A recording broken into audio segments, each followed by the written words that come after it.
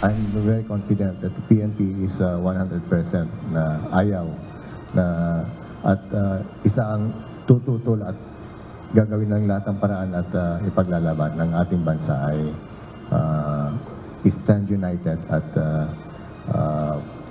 will be firm na papanatiling ang what is embodied in the Constitution as defined na territory natin ay we will keep that.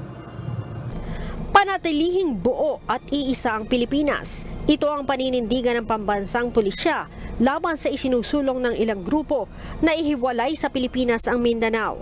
Ayon kay Philippine National Police Chief, Police General Benjamin Acorda Jr., maraming buhay at dugo na ang isinakripisyo para sa kapayapaan ng Mindanao.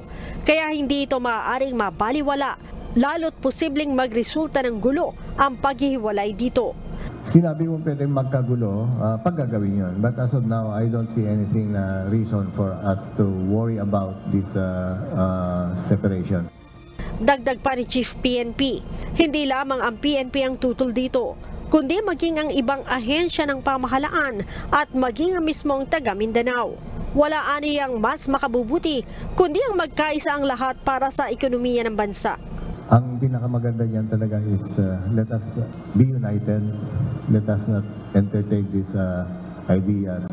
After all, mapayapa naman tayo, tahimik naman tayo. Everybody had said their piece. Ang ating presidente, ang SILG and other heads of agencies, pati na rin natin yung ating mga kababayan at mga namumuno sa Mindanao. Sinabi pa ni Chief PNP na iminomonitor din nila ang mga grupong nagsusulong nito, lalo na kung hahantong ito sa pag-aaklas laban sa gobyerno.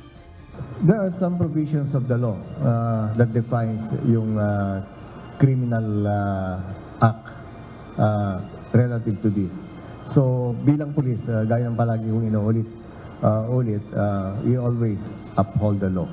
Noong nakaraang linggo, nabanggit ni dating Pangulong Rodrigo Duterte sa kanilang prayer rally sa Davao ang ideya na humiwalay ang Mindanao sa Pilipinas dahil sa pagkadismaya nito sa isinusulong na People's Initiative ng ilang mga kaalyado ng administrasyon. Leia Ilagan, UNTV, News and Rescue.